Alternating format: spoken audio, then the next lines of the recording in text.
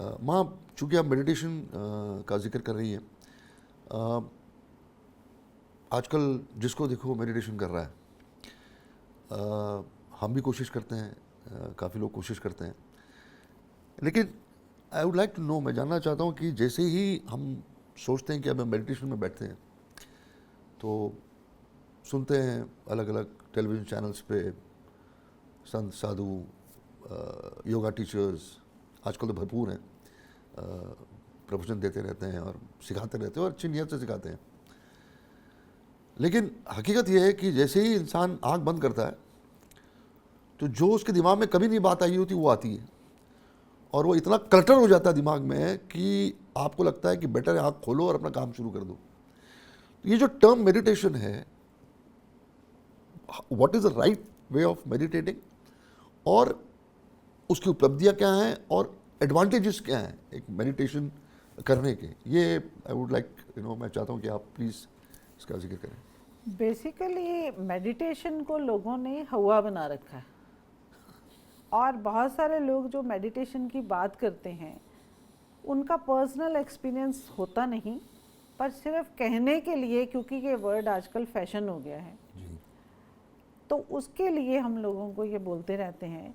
ये जो मेडिटेशन मैंने आपको बोला कि मेरी मेडिटेशन मैं करती थी, बेसिकली मैं करती नहीं थी, ये स्वतः एक ये हो जाता था कि जैसे सबसे पहले मेडिटेशन जो लोग मेडिटेशन करना चाहते हैं उनको इंटरनली एकांत पसंद होता है, उनको भीड़ भाड़ ज़्यादा पसंद होती नहीं इंटरनली, पर चूंकि हमने काम करना है, संसार चलाना है, तो उस भीड़ भाड़ में भी जब आपको लगे ना कि आप बिल्कुल अलग हैं, एक डिफरेंट हैं, अलग, और आप अकेले ही हैं, आप भीड़ भाड़ में हैं, पर उस शोर में भी आपको उस परमात्मा का नाम ही सुनाई दे रहा है। आपको वो जो शोर है, कहीं ना कहीं वो शोर आपके बाहर है, पर भीतर आपके वो ओम, जिसका मैंने आपको जिक्र किया कि ये जो ध्वनि है,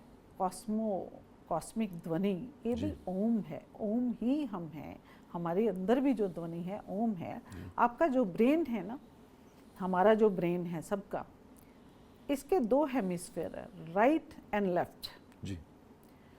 जो लेफ्ट हिस्सा है ये सिर्फ शब्दों को समझता है, और जो राइट हिस्सा है हमारा, ये धुन को समझता है। तो आपने देखा होगा, क्योंकि आप एक सिंगर फैमिली में से हैं, तो जब हम कुछ गायन शुरू कर दें तो ऑटोमेटिकली कोई भी हो वो हिलना शुरू कर देगा, एक मस्ती में आ जाएगा, वो भूल ही जाएगा कि वो कहाँ बैठा है, और उसको वो एक अलग सी अवस्था में पहुँच जाएगा। कोई भी हो, बूढ़ा, बच्चा, जवान, इवन एलिंग पर्सन, जैसे ये बीमार लोग हैं, इनको मैं अक्सर लोगों को बोलती हूँ, इनके पास आप कोई मंत्रा, जो भी मंत्रा इनको पसंद है वो लगा के रखें। उसका रीज़न ये है कि ये जो ध्वनि होती है, जो हमारा राइट हेमिस्फीयर समझता है, और जो लेफ्ट हिस्सा वो सिर्फ शब्दों को प्रोसेस करता है, और जब हम इकट्ठा कर दें इसको तो उससे क्या है, हम एक आनंदमय अवस्था में चले जाते हैं, और एक हार्मोन होता है एंडोर्फिन, वो सिक्रीट होने लगता है। हमारी बॉडी बहुत समझदार है, उसको सब पता है कि कब क्या हम सोच रहे हैं, क्या कर रहे हैं। तो एक ये जो नमस्कार की मुद्रा होती है ना, जब नमस्कार, आजकल फैशन हो गया है कि हम हेलो बोल देते हैं, पर नमस्कार का भी तरीका है।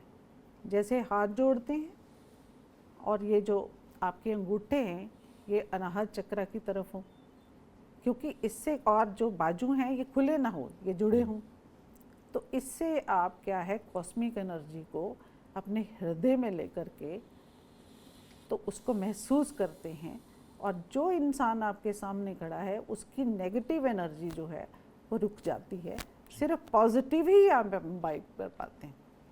और या फिर आप ऐसे करके ये अंगूठे को अपने आज्ञा चक्र में ला करके नमस्कार करते, ऐसे करते। तो हम कहीं ना कहीं मेडिटेशन भी जब करते हैं तो मेडिटेशन में आपने कहा कि उस एक दिमाग में उथल पुथल होती है, ये होती है, पर हमने अपने जो माइंड है, अपनी बॉडी है, उसका मास्टर खुद बनना है। हमने साक्षी बनना है। अपने शरीर और अपनी आत्मा को अलग कर दो, वो अलग ही है जी क्योंकि ये जो आपका शरीर है, ये आत्मा को कुछ वर्षों के लिए रहने को मिला है, ये घर है उसका। तो हमने क्या करना है कि आत्मा, चूंकि परमात्मा से उसने वो उसी का हिस्सा मिल जाना है, तो जब हमने मेडिटेशन करनी है तो आपको बड़े सारे विचार आएंगे, पर उन लोगों के लिए मेरी जो टेक्निक है, मैं जो उनको बताती हूँ फॉर बिगनर्स, कि आपने मेडिटेशन ऐसे सीखनी है कि आप जिसको भी प्रेम करते हैं, जो भी आपके गुरु हैं या जो भी आपके भगवान हैं, सबसे पहले मैं आपको क्लियर कर दूं कि आप भगवान किसी को भी मानो, तो गुरु को मानने का या उसके पास जाने का ये मतलब नहीं कि आप हनुमान चालीसा छोड़ दो जी या आप शिव मंत्रा छोड़ दो या आप देवी का मंत्रा छोड़ दो।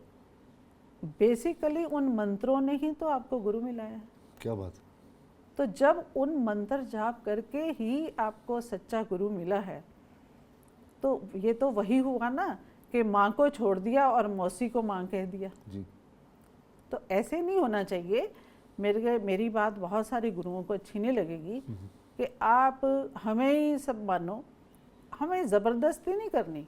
जी अगर मैंने आपको गुरु मानना है तो मैं आप में इतनी क्वालिटीज़ होनी चाहिए कि मेरा मन ही आपको शिव माने, मेरा मन ही आपको माता या गुरु माता या जो भी माने। जी आप मुझे कन्विंस करने की कोशिश ना करो, जी क्योंकि ये बच्चे के साथ ज़बरदस्ती होगी। जी आप स्वतः किसी के चरणों में झुक जाओ। आपके साथ अगर ज़बरदस्ती होती है कि देखो घर में मूर्तियां ना रखो, क्योंकि अब मैंने भी मंदिर बना रखा है, जी मैंने लोगों को बताया है कि अगर आप हनुमान चालीसा पढ़ते हैं तो उसको छोड़ना क्यों, जी आपको उसमें आनंद आ रहा है। देखो बेसिकली मिस्टर अशोक, हम सब सनातनी हैं, जी सब सनातनी हैं, पर ये जो आगे लोगों ने मेडिटेशन योगा इसको एक प्रोफेशन बना लिया, धंधा बना लिया, जी ये चीज़ कहीं ना कहीं लोगों को मिसगाइड कर रही है। और मेडिटेशन सबके लिए नहीं है। वो क्यों?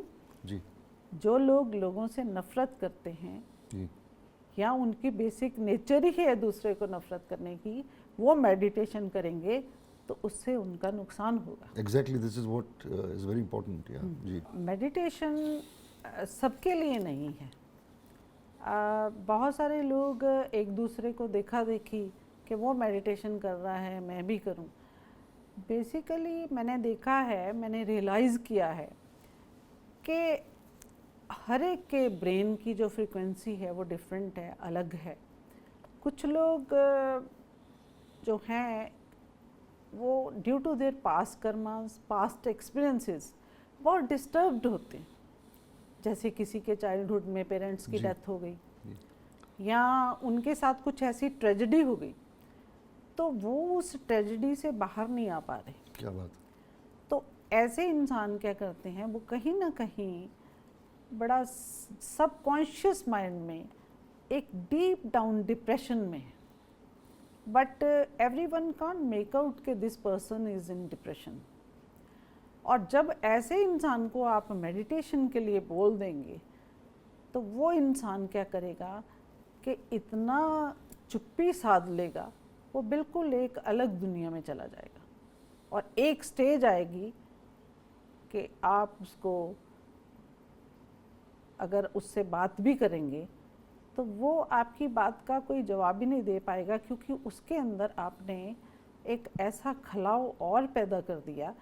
ऐसे इंसान को एक कंसल्टेंट की ज़रूरत है, एक ऐसी कंसल्टिंग की ज़रूरत है जो सतगुरु, जो कि खुद एनलाइटेंड है। और गुरु वो होना चाहिए जो आपके ऑरा को पढ़ ले, जो आपके भीतर क्या चल रहा है उसको पढ़ ले। गुरु वो नहीं कि सिर्फ मैं आपको 4 संस्कृत के श्लोक सुना दिए और आप इम्प्रेस हो गए कि वाह वाह कितनी एनलाइटेंड गुरु माँ है। ऐसा नहीं, गुरु को आपका ऑरा और आपके अंदर क्या उथल पुथल चल रही है वो पढ़नी आनी चाहिए। तो ऐसे ही जब हमारे पास लोग आते हैं, मेरे पास स्पेशली आते हैं, तो मेरे को उनका अंदर बाहर नज़र आना शुरू हो जाता है। कुछ लोग बड़ा पोज करके आते हैं कि जी हम बहुत साधक हैं, बट वो आपको जज करने आते हैं। तो जब वो जज करने आते हैं तो मैं उनको ओपनली उनके मुंह पे बोल देती हूँ कि आप इसलिए आए हैं। तो वो बड़े सरप्राइज होते हैं और वो सोचते हैं, बहुत सारे लोग आजकल सोचते हैं मैं मुद्राएं करती हूँ कि गुरु माँ तंत्र मंत्र करती है। बेसिकली हमारा जो पूरा शरीर, हमारे हाथ जो हैं स्पेशली जिनको हम जोड़ते हैं आपस में, तो इसी से ही हमारे को बहुत सारी शक्तियाँ मिल जाती हैं जी। और जब हमें शक्तियाँ मिलती हैं तो हम दूसरे को पढ़ लेते हैं। तो इसीलिए जब मेडिटेशन का मैं लोगों को मना करती हूँ कि it is not for you, तो वो क्वेश्चन करते हैं कि गुरु माँ आपने मुझे मना क्यों किया जी। फिर मुझे उनको डिटेल में बताना पड़ता है कि आप अपने माता पिता के साथ इतना झगड़ा करते हैं जी। तो माता पिता से आप जिस दिन आशीर्वाद लेना शुरू कर देंगे उस दिन आपकी मेडिटेशन स्वतः हो जाएगी, आपको करनी नहीं पड़ेगी जी। और अगर आपसे मेडिटेशन नहीं हो रही तो आपने ज़बरदस्ती क्यों करनी है? आप अपनी डे टू डे लाइफ में अपनी लाइफ को ऐसा बना लें कि लाइफ इटसेल्फ इज मेडिटेशन जी। आपका काम ही मेडिटेशन। आप घर का काम करते हुए, झाड़ू देते हुए, या doctor, engineer, whatever you are, आप उसको ही meditation is like a music. वो स्वतः आपके अंदर उठे, स्वतः एक जैसे होता ना, एक नदी जैसे बह रही है जी। तो उसको कोई पुश नहीं कर रहा पानी को, वो स्वतः बहता चला जा रहा है।